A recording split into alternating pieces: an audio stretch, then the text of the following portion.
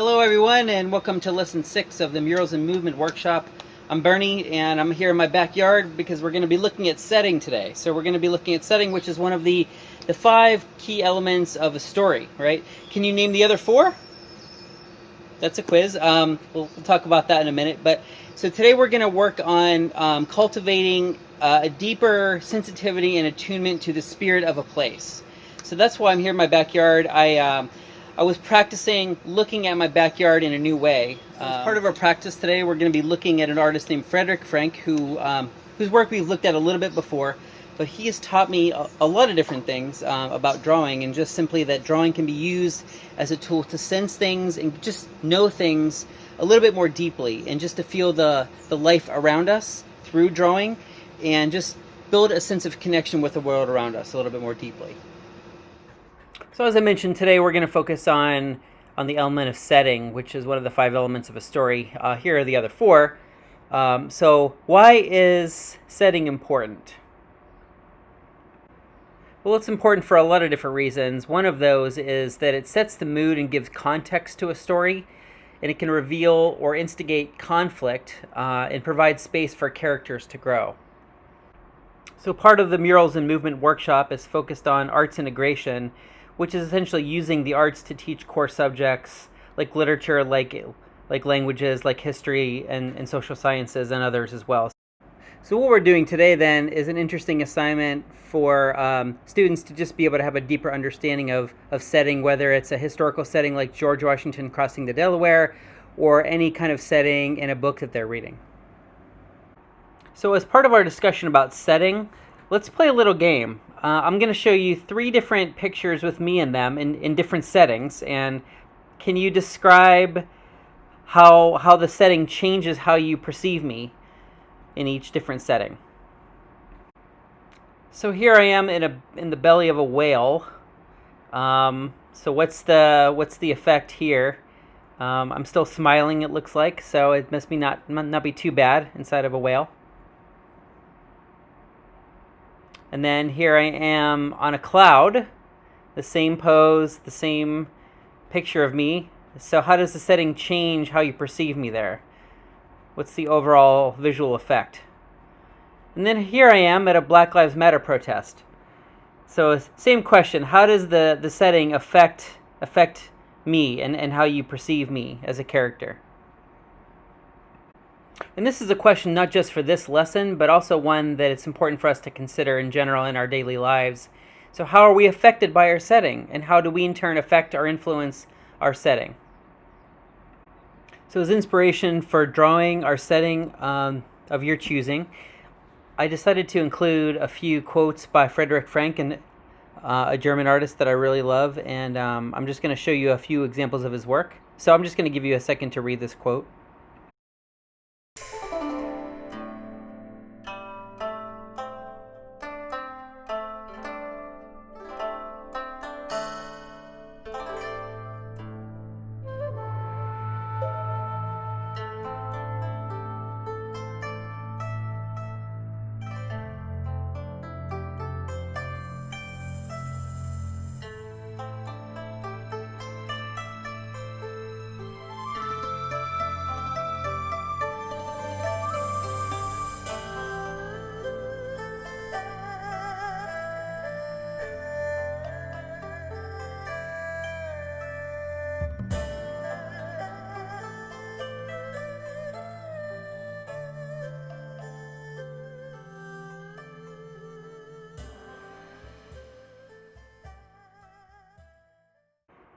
So here's the drawing assignment for lesson 6. Hopefully you feel inspired by looking at Frederick Frank's work and reading some of his quotes. So just choose a setting that is either familiar or unfamiliar to you, and start to write down some words that describe the setting to you as you perceive it, as you see it. And then do some preparatory drawings where you use visual language like we've been doing in previous weeks to describe and express the adjectives and the feelings you wrote down. And then do a light sketch of the space, of the setting. It doesn't have to be realistic. You can just feel free to dance around the paper. So here in my backyard space, I'm just jotting down some words that I see. Again, I've never really looked at my backyard quite this way before. That's one of the great things about art, is that it gets us to look at things a little bit more deeply, and we just end up knowing them better. So I thought tranquil, it certainly is enclosed, which affects the space. And then I also jotted down protected, active, and lively as well. And a little bit later, you're going to see Attack Theater's own Sarah Zielinski do a movement sequence to her written perceptions of a natural setting that she was in. So now I'm just going to take those words that I jotted down and see if I can use visual language like we've been doing in previous weeks with the workshop, and just try to describe and express the combination of those different adjectives and feelings together in a kind of a preparatory drawing. So here I am continuing my little sketch. Again, it's really important just to keep your hand moving around the page. Try not to get stuck anywhere. Just let go of those judgmental voices that are overly concerned about what it looks like. Just enjoy the experience of seeing something in a new way, and seeing if you can see some details that you might have missed before. So you also may want to grab something around you and maybe do a little bit of a close-up view of it to kind of look at it closely and just see if you can find some interesting little details or nuances about that object, and see if you can capture some of those in your sketch. So this is me just taking a strong interest in this little weed that I found right next to me. I just like the intricacy of it. So as you're doing the sketch of your setting, are there any signs of growth or transformation or struggle, those three concepts that we've been working with through the workshop? If so, just kind of make note of them and jot them down, and we'll use them later. So stay tuned, as Allison is next going to take you through a very similar exercise, only with movement. So she's going to interpret a very, very local setting for her.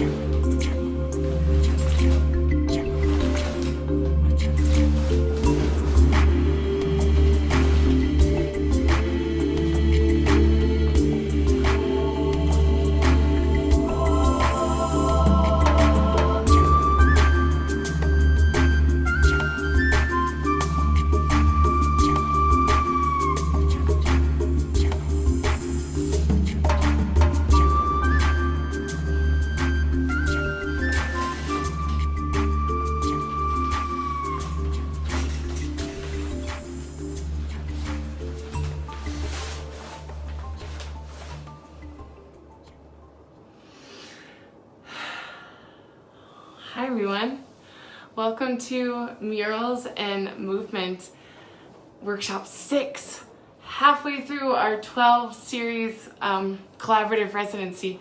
Crazy! Oh, my dog Charlie joined us. Hi Charlie, you wanna say hi? So my name's Allison and I am doing the movement component of this collaboration, and as you can see, we are in my bathroom. So, welcome to my bathroom. Welcome to me exploring movement in my bathroom within the story of kind of my life that's happening right now in this space, including once I start talking, once I start moving, my dog happens to come into the bathroom to see what I am doing. The story of life. crazy. So today we are doing, for this workshop, we are interpreting setting through dance, through drawing, through color. And Bernie said something really awesome. He said that we really want to explore cultivating a sensitivity to spirit of place, which I think is really interesting. And place and space and setting can mean something totally different to everyone. But I feel like they're really simple words, but really powerful words at the same time. And I also really like this lesson because we're exploring setting, of course, like I already said. And I think this can connect a lot to literature.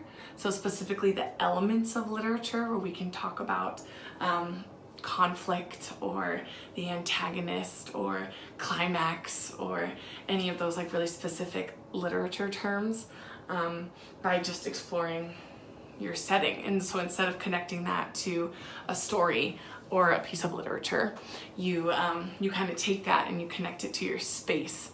So as I was exploring my space, which the setting that I chose to pick was my bathroom.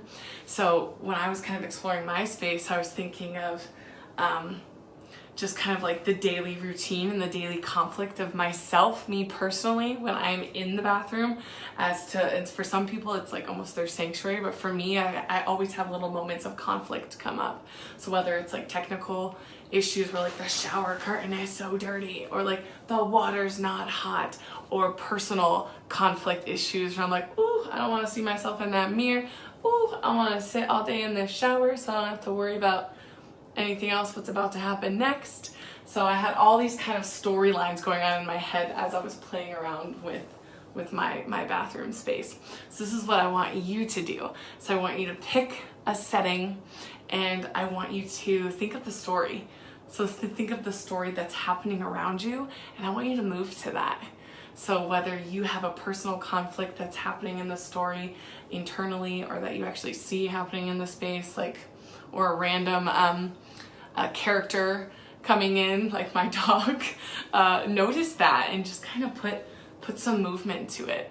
And then I also want to, of course, going back to our previous workshops, I want you to think about our concepts of, did you see any transformation in your setting that you chose? Did you see any growth? Did you see any struggle? So for me, the struggle of even me personally struggling in my bathroom is I have these like internal struggles, of course, where I'm like, can you move in a bathroom? Is that even a thing? Is that even possible? How do I make that even look good?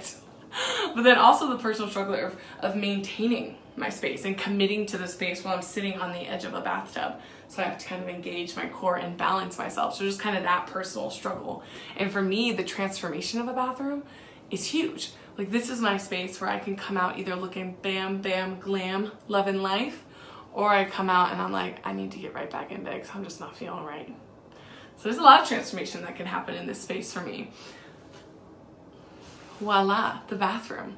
So now that we're halfway through these workshops, we're really gathering all these different sources to generate movement material, to generate visual art. So today, find that setting, think of those elements of literature, think of the concept of transformation, growth, and struggle exactly in the setting that you choose.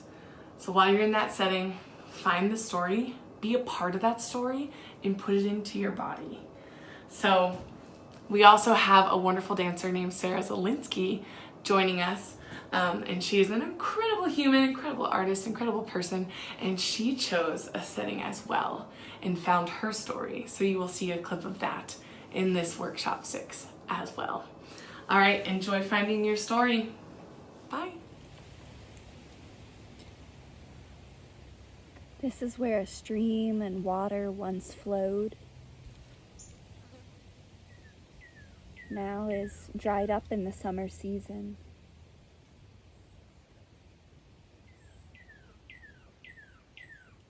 Birds are still chirping, flies are still flying.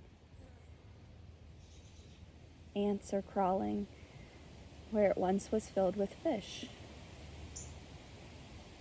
Breeze is blowing.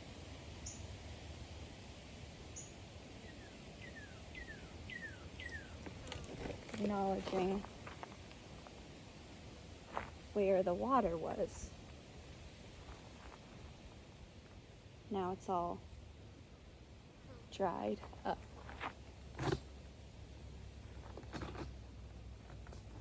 Still rocks, watching where you must gently step as a human, but water going between and being resilient in its obstacles along the way. The sun taking it upward, drying it out.